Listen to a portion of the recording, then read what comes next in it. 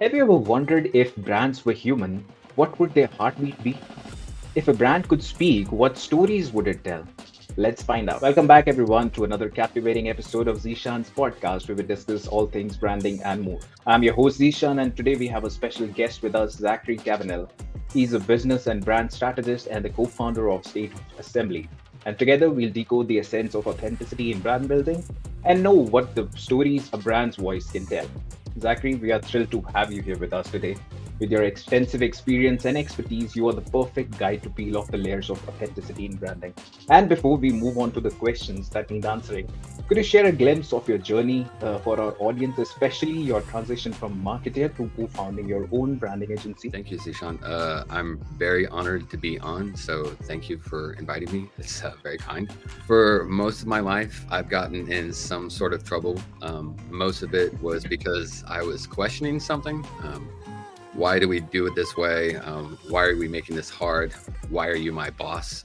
And at some point, for most of my life, I realized that branding was the ultimate combination of the things that I love, which is creativity, philosophy, business. And probably most importantly, to do it well, you have to question everything and every detail. The more you question, the better your process. The better your process, the better your outcomes. Eventually, I met my business partner, Karina Rev, who questions things just as much as I do. Yeah, and we questioned why branding was done the way that it was. So it felt like a natural progression to start a branding agency focused on business strategy and one that builds consensus by having our clients question everything that they do. And that agency is called State of Assembly. And A eventually, profound journey you had and a really inspiring one, Zachary. Okay, let's dive right into the mystery which we have to unfold today, which is authenticity in brand building, and we have lots to cover, right? So our first stop is, what is authenticity according to people versus what it really is? Zachary, could you share some light on this intriguing contrast? I have had such a physically negative reaction to the word authentic. I think it's because it seemed like the words were used so often in marketing in an inauthentic way, like a parlor trick to make you believe that you care. We're authentic, be authentic. Doesn't it feel good that we're our authentic selves? Yeah. But the word is like never described or defined. Even the fact that people talk about it shows how little we know about the word, its meaning, and its importance on branding. And authenticity is tricky. It asks you to be genuine. It asks you to act naturally and be who you are. Yet at the same time, in business, you're trying to leave a good impression on someone. And to be frank, we are often faking it until we make it. So Yeah. maybe we question what authenticity means in branding. And it seems like for business, what authenticity really is the ability to consistently act how you want to be seen. Wow, you just cleared everything out and so profoundly. Great. So let's navigate to another thing which comes into mind is how to understand your true authentic self. Wow. If people don't really describe it, do they really know what their authentic self is? Or if they do, how can they understand it? So just to, simplify it, I have divided this question into two parts. First is, how do you understand your true self, your authentic self as an entrepreneur? And second is, how do you know your true self as a company? I think for both, it's about being consistent. So people don't like inconsistency. It's a feeling that's ingrained in like our monkey minds. If we see something that happens 3 times, we'll expect that to happen forever. And if you fail to deliver on an expectation that you set up as an entrepreneur or a company, you are seen as inauthentic. And really, what we found at State of Assembly is the only way to create that consistency is to have a mission and purpose focused on the needs of your client and not you. So Yeah. if you're one person or 1,000 people, when you put your customer needs before yours, it takes the pressure off defining your authenticity, because then it makes your actions authentic. And being authentic is not about being you, it's about how you're perceived.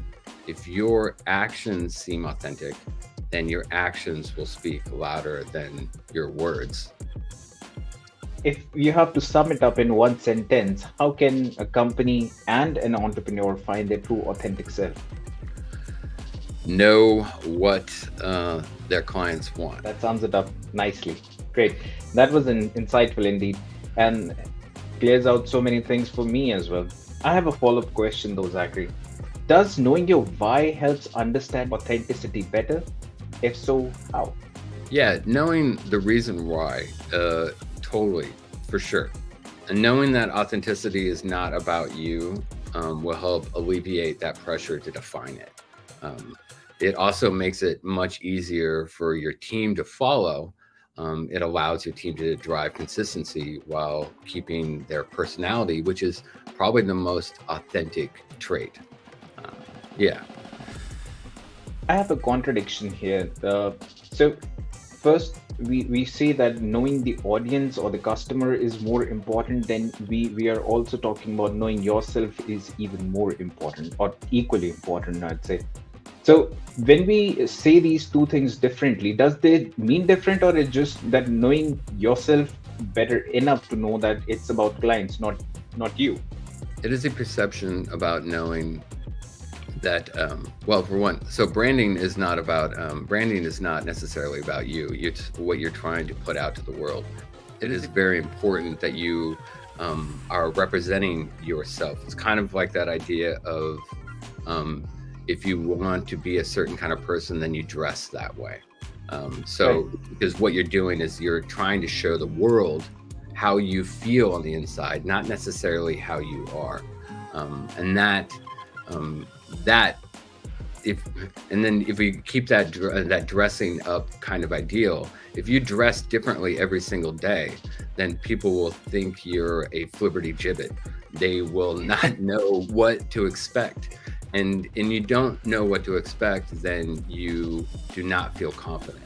And what you want for any business is to make people feel confident that you're going to supply the same service, the same product with the same quality every single time. Well said, Zachary. Well said. If the viewers still have any questions or concern, feel free to write them in the comment section, and we'll try to get all the answers from Zachary while he's still here. Okay, so moving on, Zachary, how to portray your authentic self in front of the audiences, and if you may please add an example which you might have come across yourself. We had a client of ours, which was a school for children with dyslexia. Um, Dyslexia affects your brain's ability to read, but it doesn't affect your capability to think. In fact, because the brain of a dyslexic sees connections where others can't, some people think of it as a gift, and a lot of entrepreneurs have dyslexia. Um, we all learn differently, and this is neurodiversity. And on top of that, there are many variations of dyslexia, and it seems that there are just as many methods to teach these children how to read as there are minds in the world. So this school made a big effort to see that each child had a specific learning experience that connected to the way they specifically learn. This meant that the school had to be able to teach in many forms, which is admirable and very confusing when a parent learns that their child has dyslexia. It can be traumatizing, a very traumatizing family event. And a parent won't necessarily care to hear about all the different ways that you can teach children how to read. They just want to know how you'll teach their child how to read. So Right. this isn't the school's fault, but their messaging didn't say consistency. It screamed uncertainty. It was Right. as if the school didn't know which method Yep. was the best one, right? So, which which we established there is no one way to do it. People are neurodiverse and people learn differently. So because they didn't have that one method, they were just throwing spaghetti at the wall when it came to messaging. Sometimes it worked, sometimes it didn't. Some educators would say they did one method, and another would turn around and then mention a totally different one. And the vibe did not seem authentic to potential families. Right.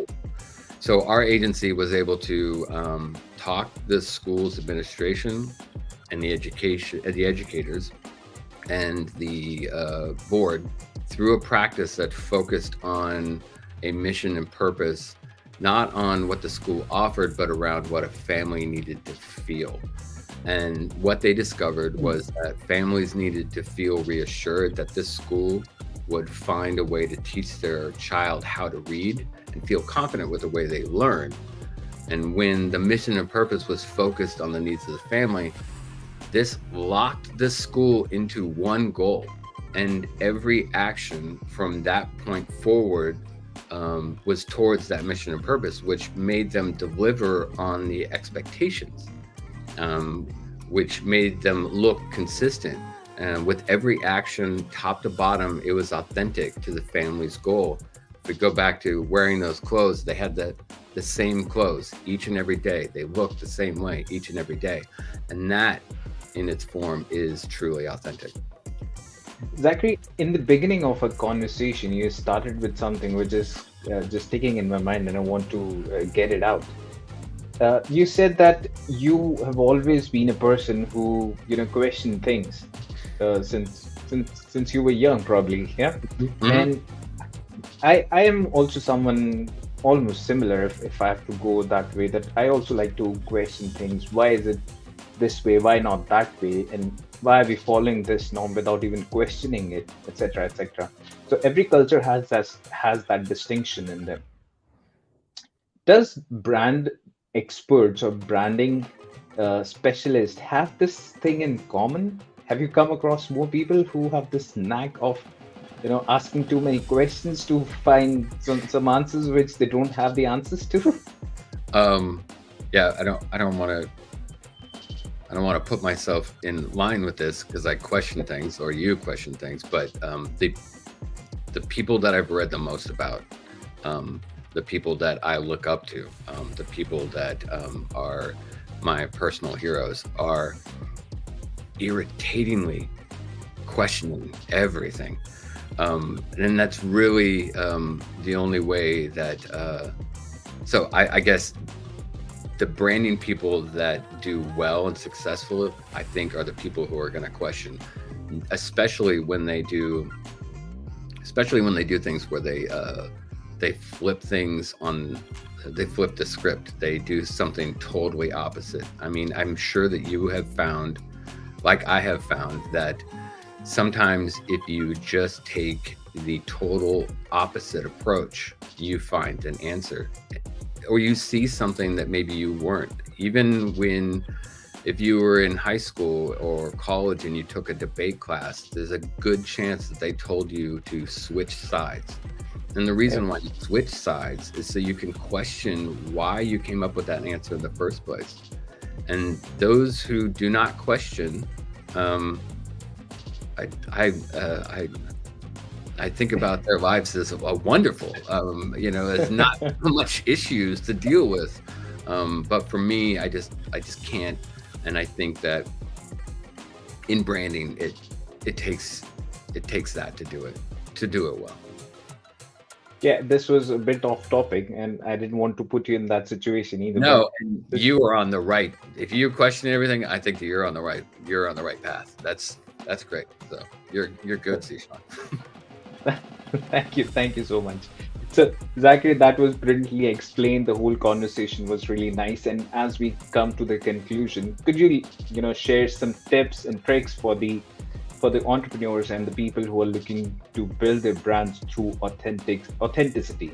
Yeah, I think, again, having a mission and purpose that is focused on your client. If you follow that, authenticity will follow you. It can't help but to do that.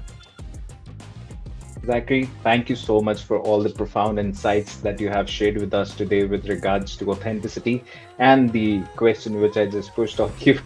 Your wisdom is really invaluable, and it was indeed insightful and a game-changing session for me, and I'm sure for a lot of people watching this. Thank you so much once again, and we hope to host you again with another intriguing topic. Yeah, again, thank you again for allowing me to be a part of this. I'm really thankful to you. I appreciate it. That wraps up another enlightening episode of Zishan's podcast, where we discuss all things branding and more. If you found this conversation as intriguing as I did, please don't forget to hit the subscribe button and follow Zachary on LinkedIn. Stay tuned for more captivating weekly conversations around branding and more.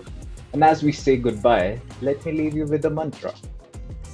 Authenticity isn't just a buzzword, it's the very soul of a brand that resonates and endures. Find it. See you again, people.